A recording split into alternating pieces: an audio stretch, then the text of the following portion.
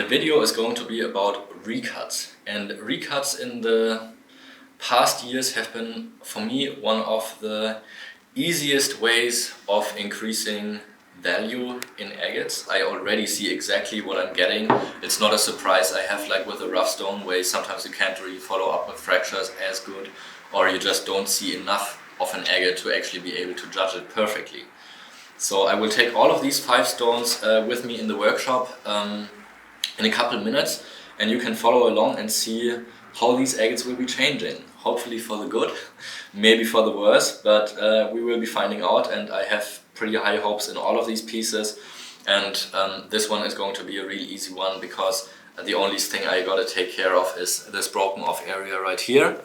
So I can place the cut right behind here and then cut diagonally across to the corner where the polished area is already. Alright, I put it in the saw now with an angle that I'm happy with. I didn't cut it directly to the corner, just so I also possibly can sell the slab if it's in a good quality and it's not very thin. And also because of the nodule, if I cut very close to an area where there's like a drop off, the banding will be very steep and there will be no depth perception when you look at the stone. So I try to cut it mostly in areas where I have like a 90-degree angle for the cutting face versus the outside skin of the stone, just so there's more depth in the stone visible. And then I cut over here to the corner, but I am aware that the agate may develop some new fractures, because windows like this or this, they just don't appear out of nowhere. They all appear from fractures that they used to be. So windows just don't open up out of nowhere. They only happen when the agate has naturally been fractured. So I'm aware that there's a chance that this piece will have fractures.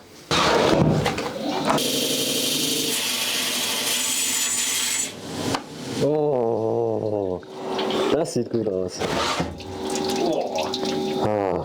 Wow. Yeah, I'm super happy with the piece, and there was really not that much that I could do wrong, because this broken off area just takes so much away from the value. I think only this small area at least takes about 75% of the value, I would say, away compared to if it was complete. I also just noticed that it even has a little bit of amethyst here in the center if you pay close attention, and it just turned out so beautiful the way it is. I feel like the parallax is a little bit sharper now because of the cutting angle I placed it in, so the parallax just looks a little stronger both here in the bottom area as well as on the side, because the fraction angle of how deep you can look into the stone has improved. And yeah, just a gorgeous piece. It is not absolutely flawless. It did keep the healed fracture that is running across here from the other side, where you can also see it has a little bit of healed fracturing here in this area, but it's not a very strong fracture. It doesn't affect the picture too much. I think it is a wonderful agate, great decision, and that's just the easiest way for me to make money, is buying high quality agates that have some flaws and place a good recut on them. Here's another piece that I think is just missing a little bit to be a little bit better.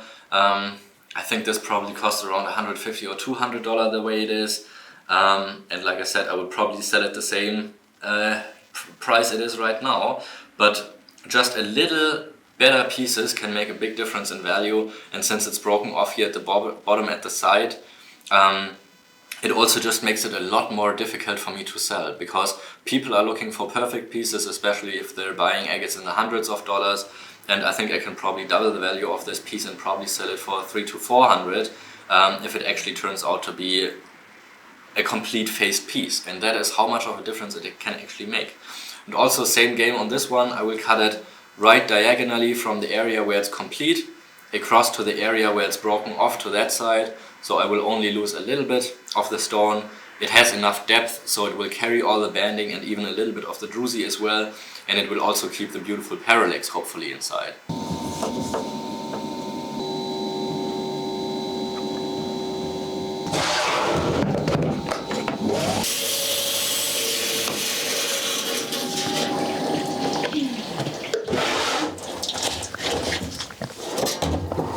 Oh yeah, that's nice. Perfect parallax. I think this is a lot better compared to how it was. And also now, of course, we have the complete face here, and I've been cutting diagonally perfectly to the corner. So I think it was a well done cut. The third one is a rare polyhedroid agate, and this one is a little more difficult. There's a little more thought going into it. I can see that there's a fracture that's kind of diagonally going into this direction, which I of course want to cut out. But there's a second fracture that I need to take care of, and that is the fracture that runs in this direction. So I have to take care of both. I can follow up the fracturing line that's kind of fading out in a circle, kind of up to here. So I have to cut back to here. If I was only cutting out this fracture, I'd only have to cut maybe 5 millimeters away from the front side. But now I have to cut really far back into the stone to actually avoid it. And this way I can also avoid these two weird openings from the flow channel area, which extends from the top back to the corner here.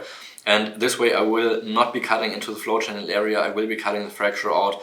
I will probably lose a little bit of the face of the stone, but I still hope that I will keep some of the white banding inside of the stone. And either way, if it's a fracture-free piece, it will multiple in value for the stone.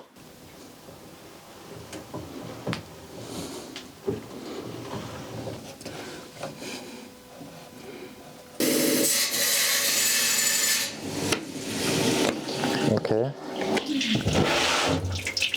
It happened what I was afraid would happen a little bit. The fracturing line was going a little bit deeper than I thought, but I also didn't want to cut it too far back because otherwise I would have lost the white center. And now I almost lost the white center and I almost cut out the fracture, but both are not quite the case. So I would say it's probably more or less the same value-wise, but I still would be easier for me to sell this piece because it only has this tiny little fracture that you can very slightly see here on that size, and selling a fractured piece, especially online where you can pay so much attention to all the details, it would be almost impossible for me to sell a heavily fractured piece like this, while an almost unfractured piece like this will still be easier for me to sell, although I would put them somewhat on the same value. This is probably the one I'm the most excited for because it could change the most on me. It's a slightly dome polished piece of a really beautiful and purple passion agate. I can see this area is really interesting to me because it's a pseudomorph inclusion spray that I believe was actually pointed in the other half, and this is just the end section of the sprays. So I think if I cut these out, the volume of the stone will be opening up a little more to the purple banding. On the other side, you can see that it's the thickest here on the left side and thinning out on the right side. So in usual terms, I would lose some of the center of the stone because the volume is decreasing to that side. But since the spray is pressing into the volume of the stone, I think it will open up a little bit. But also the main reason why I'm actually recutting is the broken off side here, where the banding is incomplete, and that of course takes a ton of value away, especially if we're going into the more high-end section where we're talking about a couple $100 a piece. And I will be cutting it right back here, so not too far. I will be slightly into the broken area as well, but only in the brown section, and it won't look much like an interference of the banding, so I will probably cut about a quarter inch, I would probably say, or maybe a third of an inch away back in the window, cut diagonally across here where the polished area is. So all of these pieces have been somewhat of diagonal cuts so far. I hope I can even open up the purple center a little bit in this one. I decided that I don't want to risk too much of the purple banding, so you can see part of the dome polished banding I'm still cutting in. So if I just cut off the front face, it will be a weirdly polishing in the end because it will be flat and then angled with the dome polish around it. But that is okay for me in order to save as much of the purple here in the center as possible, because I'm afraid it will fade away a little bit because the nodule is already closing down to the end. But I think this way I can probably save as much of the purple as possible.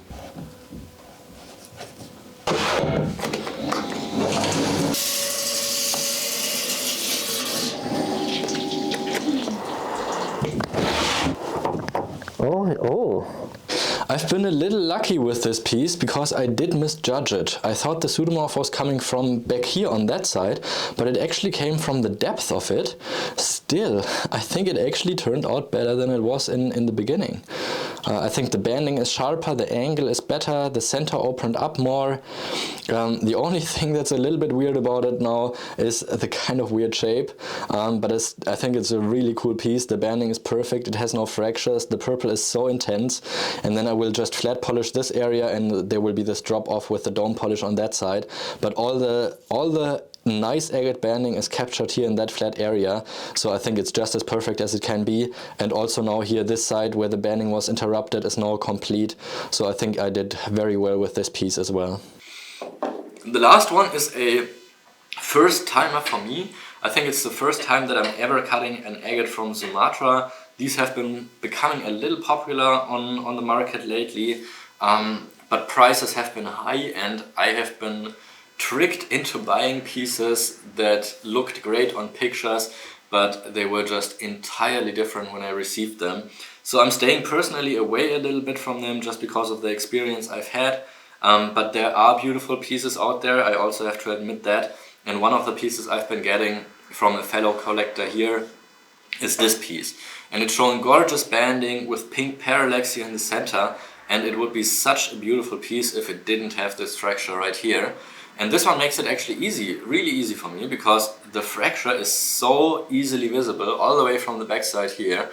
And there's a window here on the backside that I need to take care of that extends all the way almost to the corner here. So I need to place a very precise cut to cut out the fracturing line over across here diagonally again up to here. There's one more fracture that I see running across here, which is an independent fracture of this one. So I have no way of avoiding this, but I think it will still look better having a smaller fracture inside of the piece than having this big breakage. But this is like a 50-50 stone for me, because I know the risk that there will be another fracturing line that I have to cut through in order to cut this fracture out. And I will also lose a lot of the volume of the stone, so it will be a much thinner piece in the end, so I may also run into the risk of losing some of the center banding here, and I may not have any pink in the agate center at all. Oh, wow, just fell out and already broke off. Alright, here you go. Wow, okay.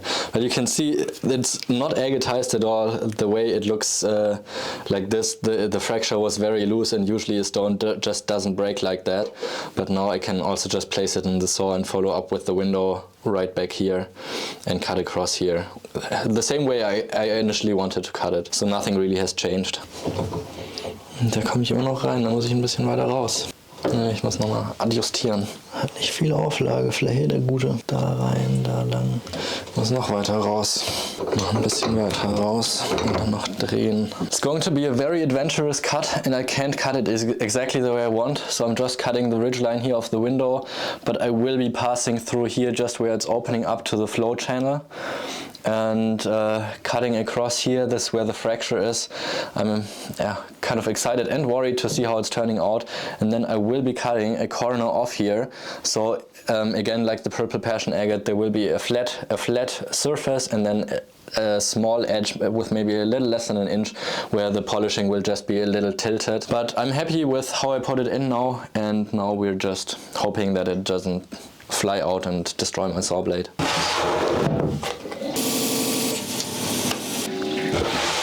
Oh. Yeah, the cut hit just about perfectly, and this was the fracture that I was afraid of, that I have to cut through, and unfortunately it's a little bit visible, but overall the piece is really nice actually.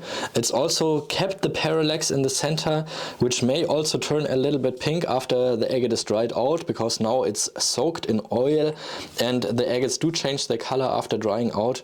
So I think I'm probably a little more happy with this, because the fracture here where the piece broke off just took so much away from the beauty of the piece, and here it's more in the rim area where it doesn't affect the banding as much.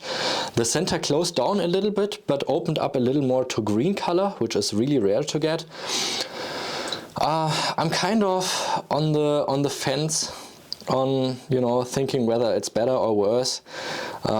It's a tough call, and I think I have to see it once it's polished to make a final decision.